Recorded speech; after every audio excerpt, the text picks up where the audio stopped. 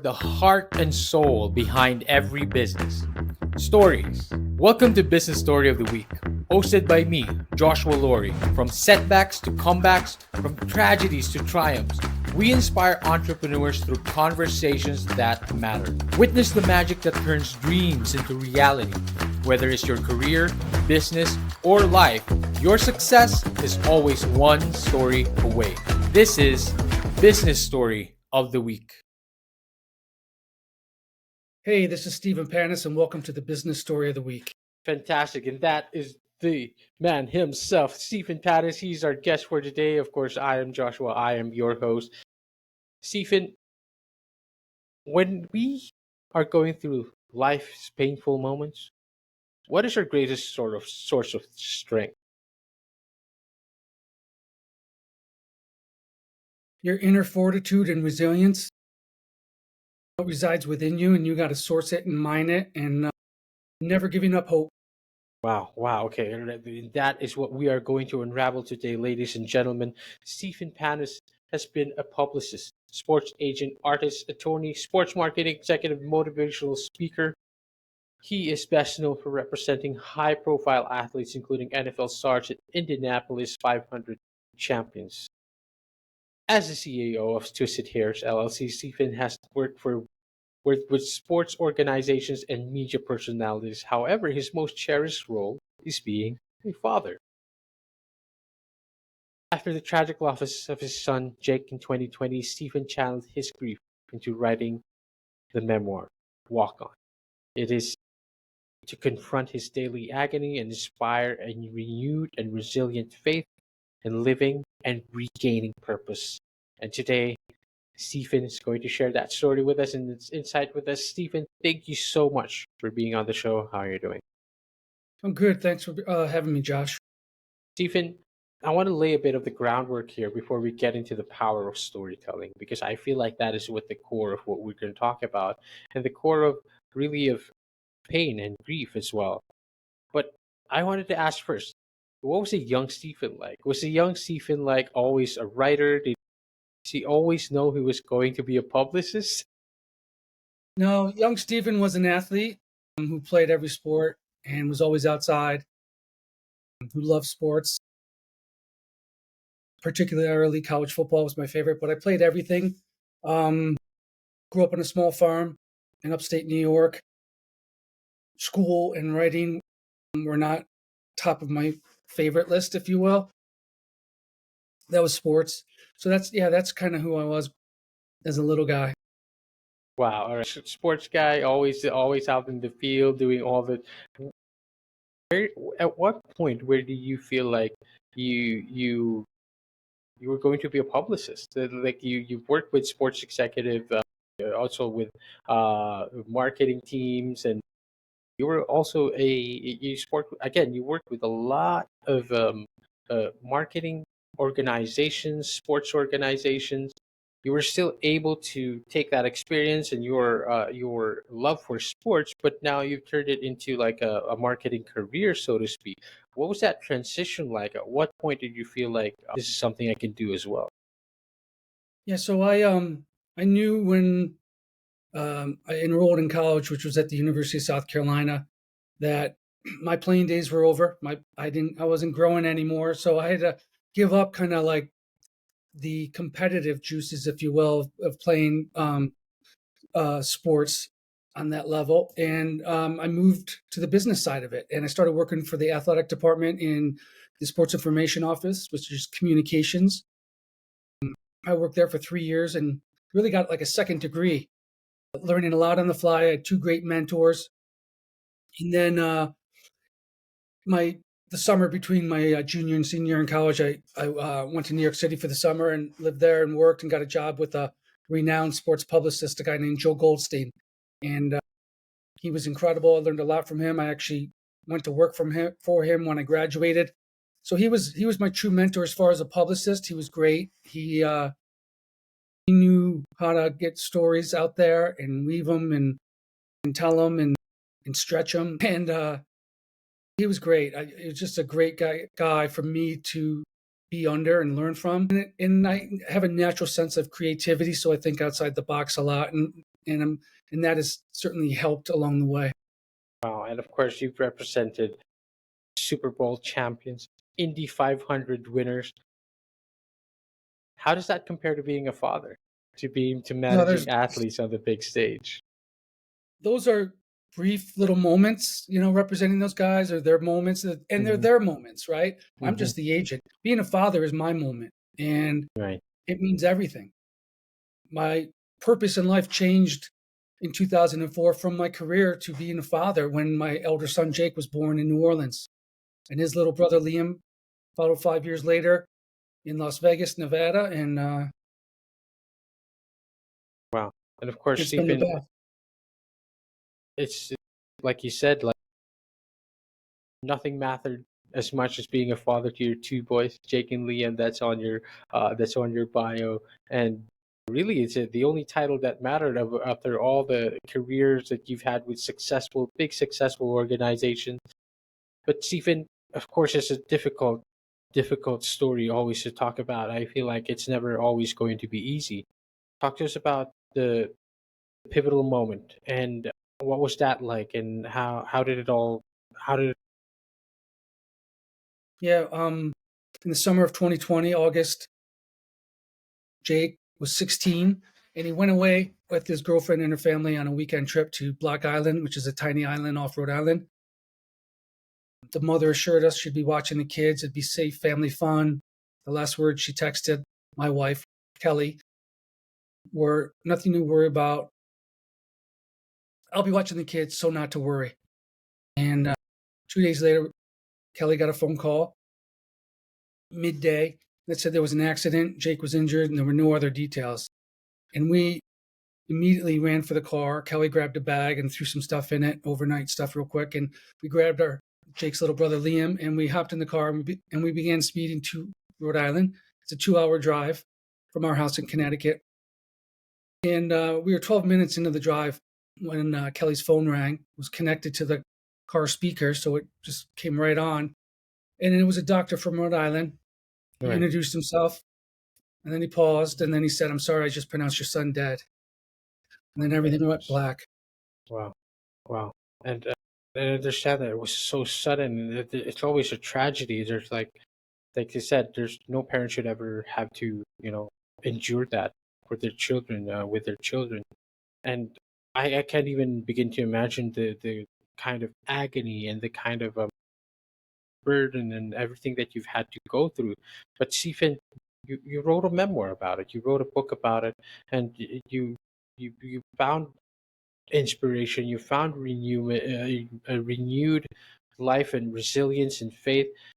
Talk to us a bit about that, and what when you regained your purpose. Of course, this is the question that we asked, the opening question that we asked, which I think was perfect. Is like, in life's most painful moment was the greatest source of strength, and you talked about your inner strength. Talk to us a little bit about that. How were you able to mine that and find a renewed purpose? Took a while. Um, I was a zombie for year one. I was a shell of myself. I didn't eat, barely slept. Took a lot of time off of work, not because I wanted to, but because I needed to. I couldn't function. It Mhm. really felt like a traumatic shock and the disbelief of hearing that news. It was like somebody reached into my chest and ripped my heart out. And it was like somebody pulled every wire that connected my brain to my body. And it's taken a while to recover from it. It's been hard on our entire family. His mom, Jake's mom, Kelly, and his little brother Liam. Hasn't been easy. We're 4 years and 2 months into this new life, this unwanted life that we live now, without Jake in it. And I first, I looked at Liam one day. I was 52 years old, and I knew how bad I was struggling. And I thought, wow, look, he's 11. How is he supposed to handle losing his beloved older brother and process all Gosh, these feelings and cope?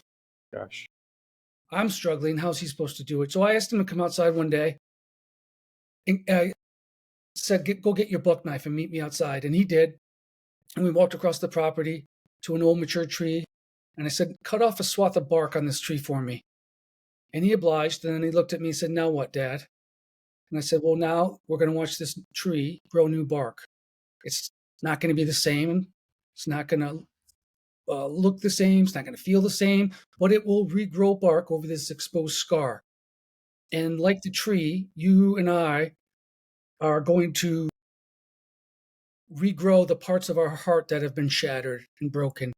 And I'm not going to lie to you. We're never going to be the same. We're going to be different. Our hearts are going to be different. They'll look different, feel different, just like the tree, but we will be able to walk on together. And I needed Liam to kind of trust me, and I needed to be there as his father, as broken as I was. That was a kind of, it didn't seem like it at the time, but it probably was an initial first step. Because at that time, Joshua, I was focused on the collective survival of my family, my Of wife, course. Kelly, and Liam, and it was a struggle. And then we started 2 scholarship funds to honor Jake. Jake's superpower was that he was authentic, and he was the type of kid who everywhere he went, he lifted people up and he spread joy. So to honor him, we established the Jake Panus Walk-On Scholarship in South Dakota and in South Carolina. The first one was in South Dakota, and we partnered with Red Cloud Indian School out in Pine Ridge Indian Reservation, one of the poorest areas in our country. And he had taken a church mission trip out there the year before and really connected with the kids. And we wanted to make sure that they had a pathway to college, just like Jake would want. He cared a lot about those kids. He was looking forward to going back. COVID canceled that trip, and then he was killed 2 months later. So now, he wanted to impact change and be a change agent for those kids out there, and now he will forever. And then months later, we started the second scholarship. It's the University of South Carolina, where I went to school and where Jake dreamed of going. And I felt a responsibility as his dad to make sure he got there. So we set up a walk-on, Jake Panus walk-on football scholarship there. And we've awarded 4 there and 3 in South Dakota. And that goes to walk-on football players who share Jake's leadership qualities, grit, toughness, kindness, and exhibit a sense of care for their community. And they've all been great kids in both places. I stay in touch with most of them. And it means a lot to see Right. their joy, because in their joy, I actually see Jake. And it means a lot to a bereaved father to know that they're now carrying part of Jake with them on their journeys.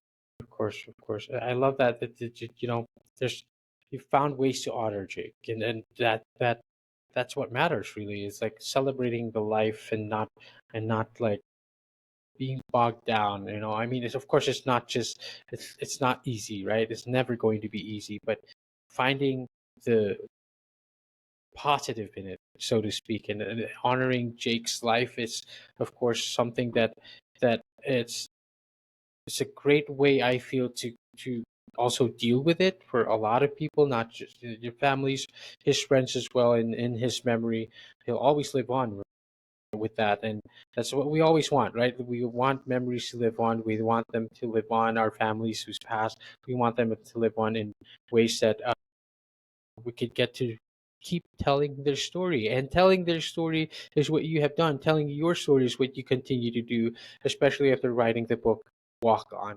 Talk to us a little bit about that. Talk to us about, of course, the inspiration behind the name. What was the kind of like the inspiration of why you titled it Walk On, and again, the resilience and the strength and the stories that you've had to put behind it. Yeah, the name has multiple meanings. So when we initially created that first scholarship I talked about earlier in South Dakota, it was just called the Jake Panus Memorial Scholarship. And then we created Mhm. the Walk-On Scholarship in South Carolina Wow. because walk-on football players, that's what they're known as. They're kids who don't get a scholarship, right? Mhm. They're gritty, they're tough. Sometimes they're come from smaller schools. They're the under recruited kids. When I went out to, I awarded the first scholarship in South Carolina in September 2021.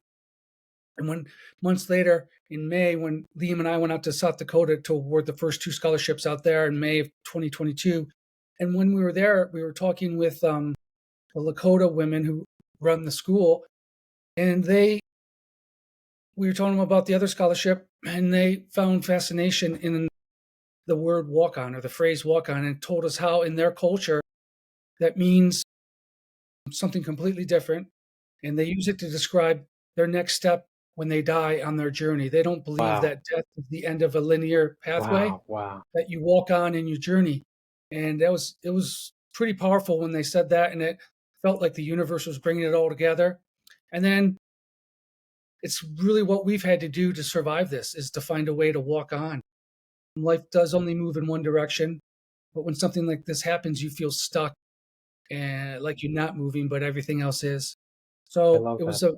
it was kind of like those three different meanings all kind of coming together. It does it, and all came in fell into place, call coming together, walk on. I love it. I love that representation of like, you keep walking after this life. You keep having, you go on into and live a different life, and I love that. I love that it goes on. We continue on, and Stephen, again, like I said, as this is inspiring that you passed the walk on foundation, Jake's foundation as well, in his honor and in his memory. But it's a different story as well now to start talking about your walk on, so to speak. How do you move past from this? And I feel like for our audience and listeners out there, there's going to be a lot that you can relate as well when it comes to grief and finding that renewed source of strength in grief.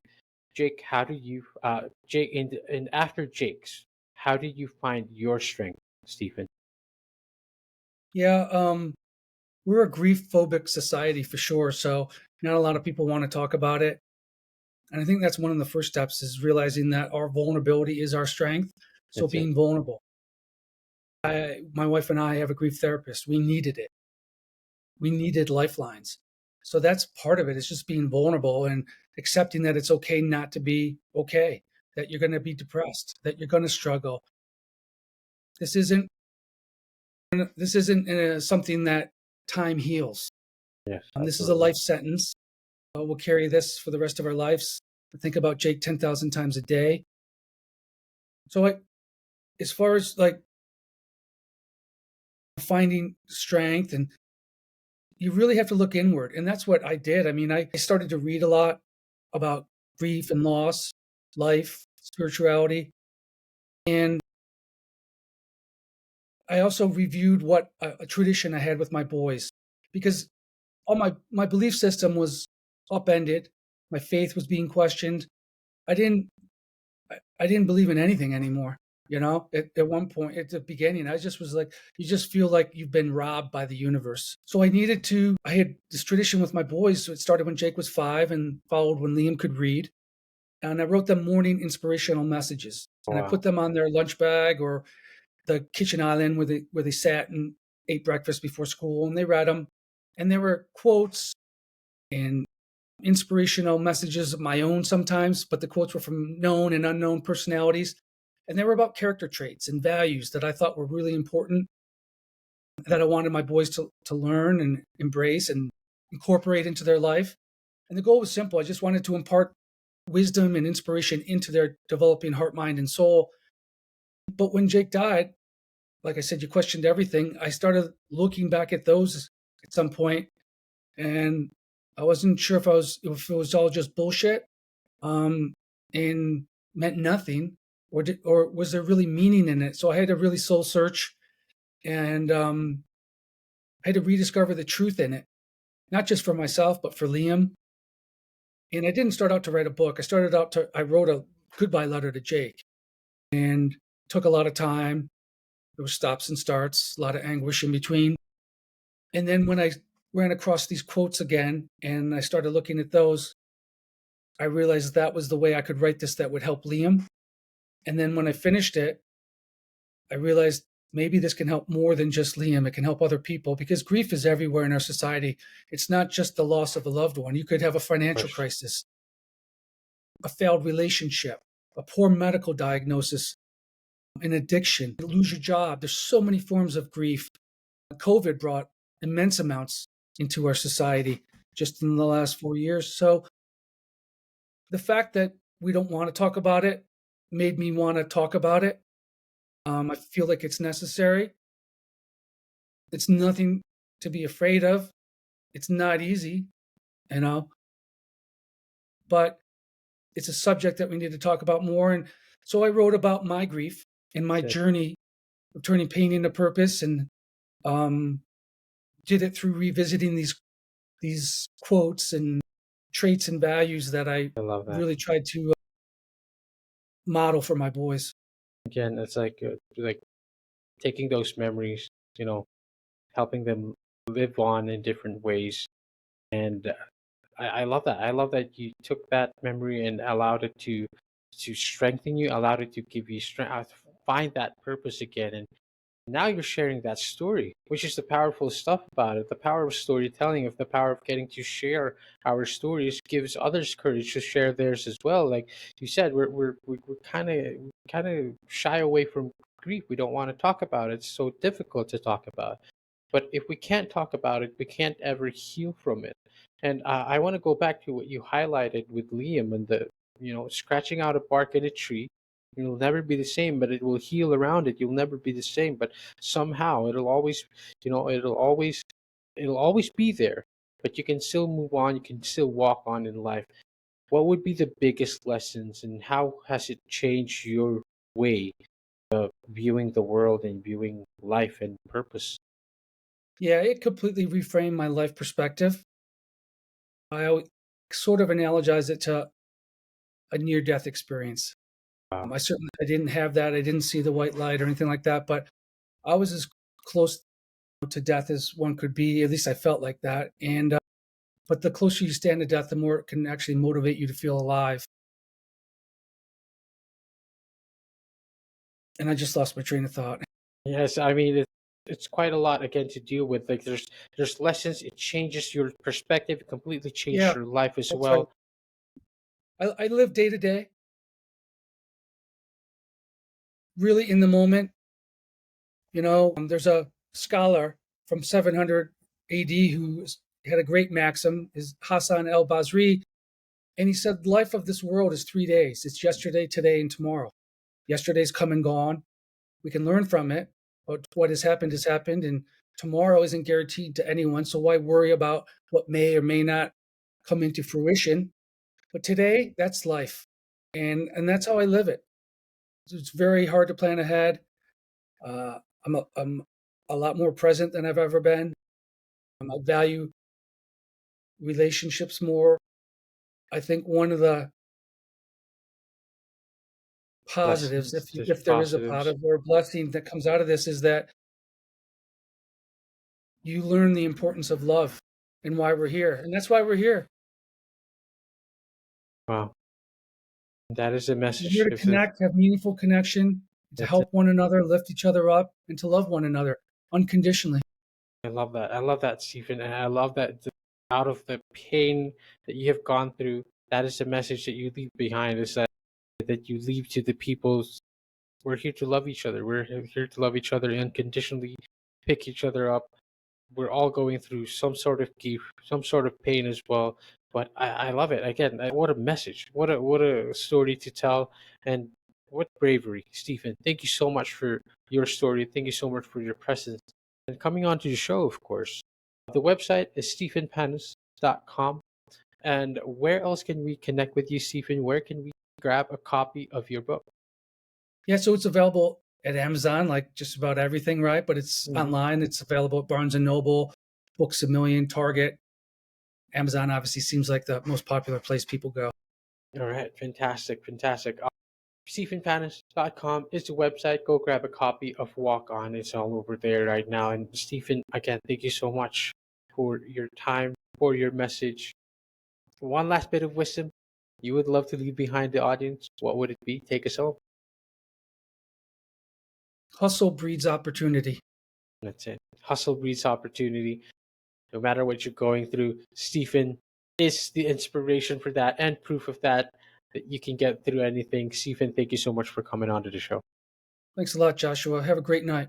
To all our audience and listeners out there, I hope you guys enjoyed this episode. Thank you for watching, and we will see you on the next one. Bye bye. All right, so here's the thing. We try to get a little bit better every day, but we can't do it without you. So if you like the video, make sure to like and subscribe below. And if you have any comments, just leave them in the space under.